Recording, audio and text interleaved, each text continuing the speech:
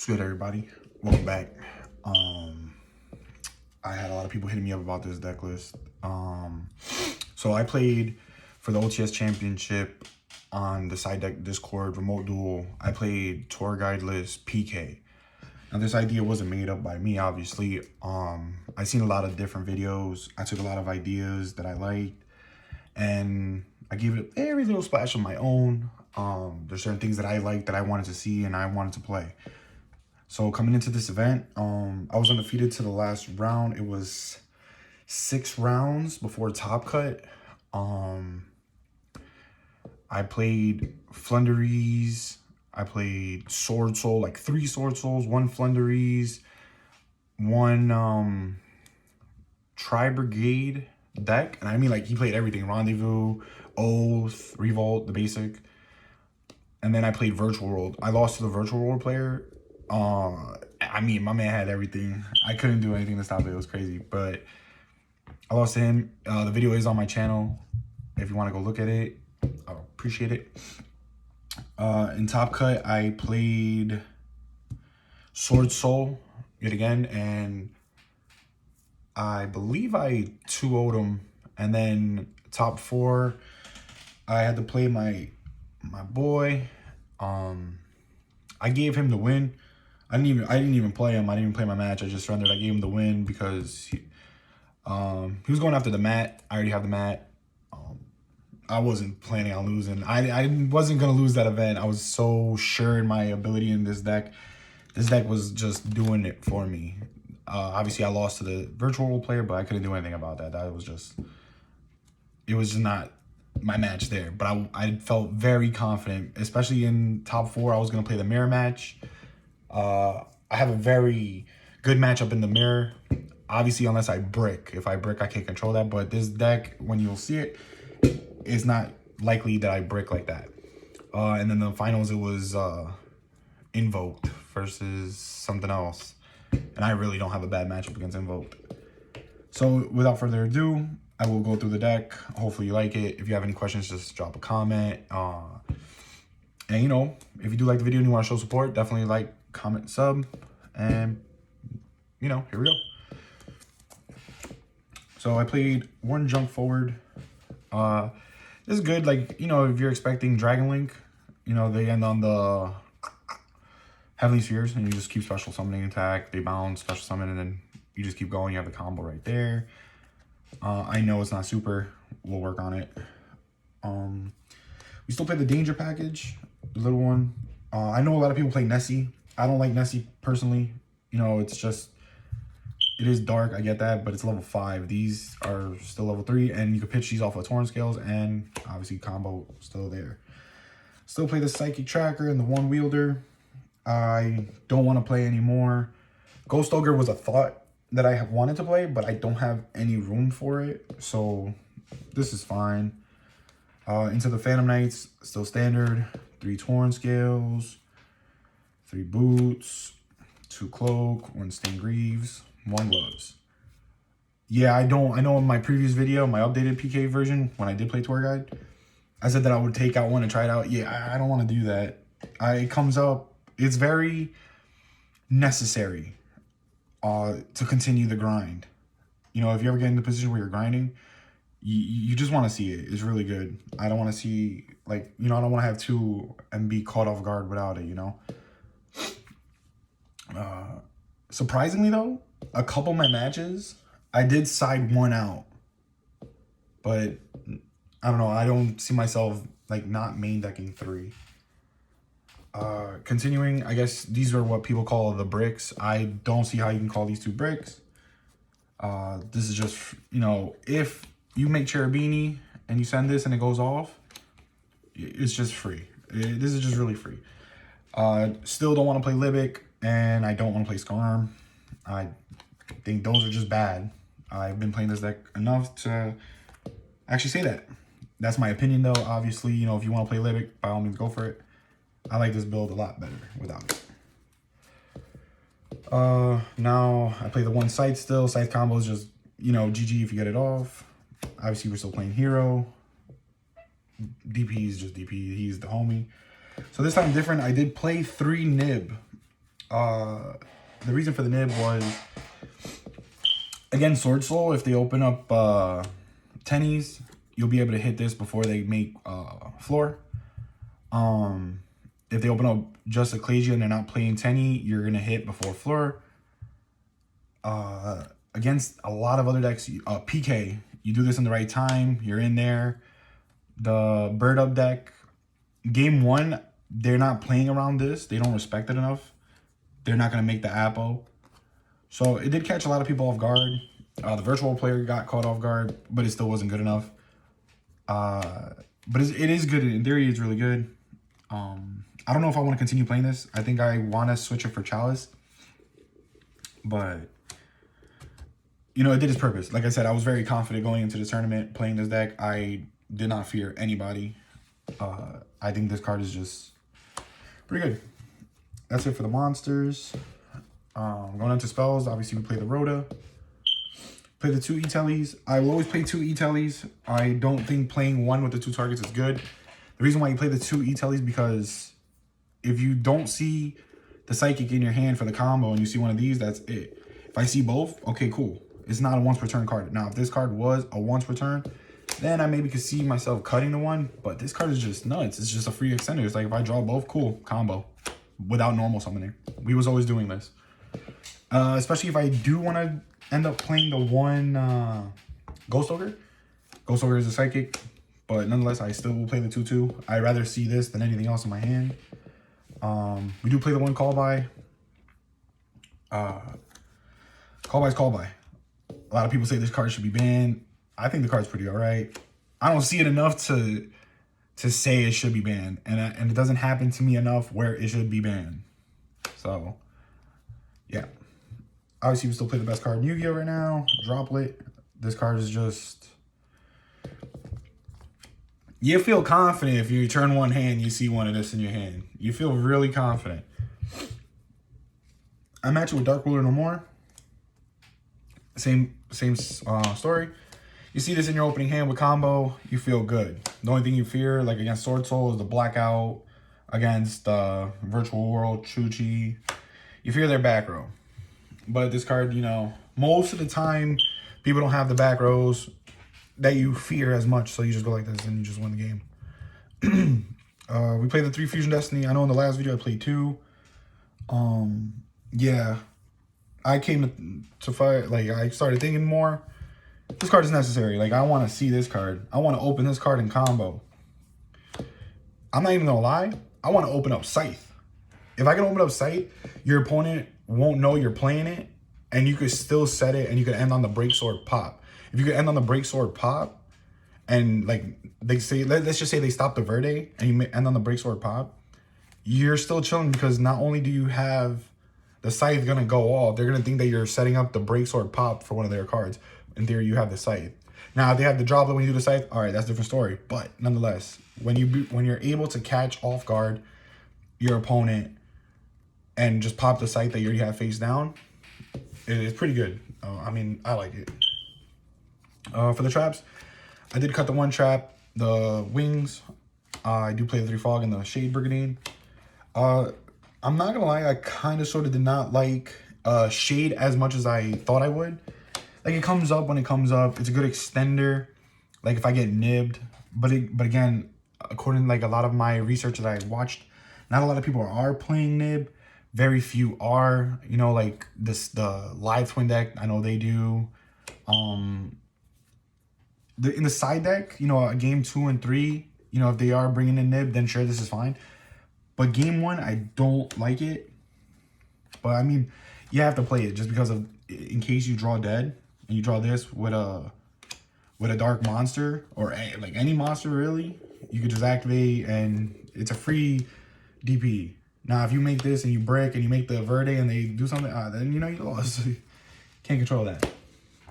So that's deck. There's 40 cards. Like I said, I don't want to play 40, especially that I took out Tour Guide. This is the most consistent deck that I have right now. I think it's really strong. I am going to mess around with a lot of other different things. I don't want to put it out there yet because I might be saving it for the remote dual YCS if it works out in my favor. But yeah, I'm going to do a lot more testing. I like this build now, but it definitely needs a lot of work. Like I said, I don't want to play Nib anymore. I want to play Chalice. Once people start realizing that you play Nib, especially in a big round tournament, like where there's like 9, 10 rounds, and then you get to top cut, people are going to know you're playing Nib and they're going to play around it. And with that kind of knowledge, it's going to really hurt you in the long run. Like, yeah, cool, your first 4 or 5 rounds, you're going to Nib people lit. But then top cut, they know you're doing it. They're going to play around that all the time, and you're just going to have a dead card in your hand. We'll go to X deck. X deck, obviously, still standard. I don't think I changed this, like, ever. You play Destiny Hero, you have to. Zeus, you know, this card rarely comes up. But it has a lot of good interactions against Sword Soul. So the reason why you need to play it. So I'm going to show the Leviair before I continue with that. Is because against Sword Soul, a lot of them are now maining Protos. So they're going to go turn 1, they're going to call Dark.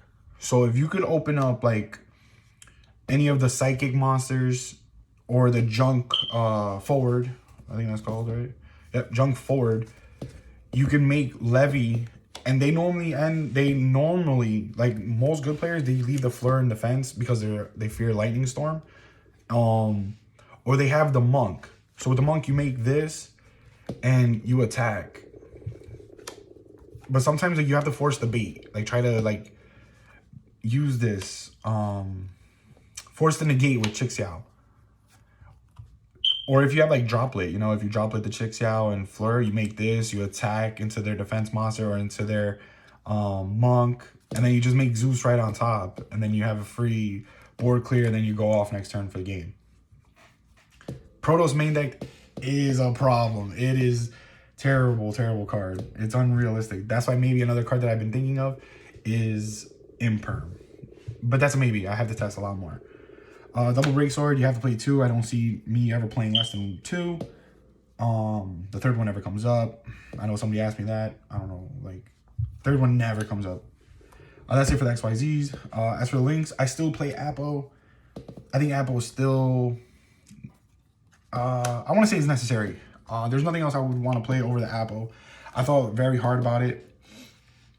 Because if I could cut this, I would have to cut 2 other extra deck cards so I could fit in like the F-Zero package, or like the 2 F-Zero monsters, maybe a Dante. But I like Appo. Appo comes up situational. Like I said, if you draw the Scythe, let's say you draw Scythe in Fusion Destiny, you're ending on Appo, the Break Sword pop, and you have everything else. So I like Appo. Access code. This card's just nuts. This card's real nuts. This won me a lot of games, especially when you're out grinding their resources and you can build up into this. It's really good. Really good, really good. Obviously, you gotta play Rusty. Imagine playing a PK deck without Rusty. All right, we end that one. Nightmare Unicorn. This card is pretty good. I rarely make this card. This card comes up just in the grind game when you're trying to out-resource your opponent. But then when you're making this, best believe that this guy's coming out next for game. Cherubini. Obviously, this card's just Cherubini. Verde. This card is another one. You know, playing 3 Destiny Hero Fusion, whatever the card's called. I don't know. Fusion Destiny. You know, you see a lot more. You see a lot more Fusion Destiny than being able to go into this. It's very questionable to take this card out. But it's like, if you don't see Fusion Destiny, you got to see it. This is the reason why you play this card. Don't get me wrong. I'm probably going to test without it to see how often it comes up, or like if it's definitely needed. But more likely it's going to be. Deck that we definitely play Scythe. Obviously, this card is just crazy in this deck. Very, very crazy. Yeah. IP. Like I said, if you open up the good hand with either... So if you open up Scythe, you end on IP. If you open up on Fusion Destiny, you end on IP over the Verde. Instead of making Dagdo or making Verde, you make IP. So then when you have, like, let's say you have the Scythe and you go like this, you go 2000 on their turn main phase, you link it off into Nightmare Unicorn or that, and it's just pretty good. Pretty good. No complaints there. And then Link Spider, you know, for the people that do want to give me Nib, you know, cool. Nibby, I'm going off still. That's it for the extra deck. Like I said, it doesn't really change. As for the side, this is where I really, need to work on. It worked perfectly for this event. I have no complaints with it, but it's it didn't feel good enough. It felt like it could be a lot more better cards. So obviously we played the 3 Lancias, Flunderies, Tri-Brigade, Sword Soul to an extent, Virtual World, you know. This card is really, really good. Especially that you play Dagda. This card just, you know, if you're playing against, like again, Virtual World, you just Dagda, make this. And then on their turn, when you activate, you know, you set the site, then you do the Dagda play. And then when you do next turn, like Phoenix Enforcer pop, you chain Dagda, then you set the Lancia. So it is pretty good. Triple Droll for the Bird Up deck. That deck has seen a lot more popularity. It's pretty good. So Droll, the Flunderies. This card's pretty, it's okay. This is one of the cards that I didn't really like. Like, it's very iffy. Very, very iffy. Regeki, I told y'all I was going to play it. This card is great. I love this card. I don't think I want to take it out anymore. You know, a lot of people are like, wow, what an old card. You know, people are saying that, oh, you should play Lightning Storm. Like, I do. Right back. There you go. 2 Lightning Storms. I do have the 3rd. All right, just in case anybody wants to comment, I do have the 3rd. The thing is, like I said, a lot of, you know, more advanced players, they're going to set their monsters in defense mode so they don't get hit with the Lightning Storm. Regeki says, I don't care if they're in defense mode. With 3 Cosmics, this is for the mirror, for surprisingly Drytron. Any deck that does the Scythe combo, you know, if you lock me out, it hurts. So, you know, you have to play this now. I do play the one order. This is because, like, all right, so if I go first and I have this, well, here, I also play Anti-Spell Figures. That's my last 2 cards. So playing these, if I go first, let's just say game 3 because you got lucky in game 2. I bring these in, you do your full combo, and you end on 1. Let's just say you end on the Anti-Spell and you activate on draw phase. You're not getting Dark Rulered. If they droplet you there, that's cool because during standby, I'm just going to do the Scythe lock anyway. You're not going to get chaliced. There's a lot of things that are not going to happen to you just because of this card. Against Invoke, you're stopping a lot of their stuff. The Bird Up deck, I don't think I'll bring this in against Bird Up, but let's say you did. You're stopping their Bird Call, their Dark Ruler. Everyone is playing Dark Ruler no more.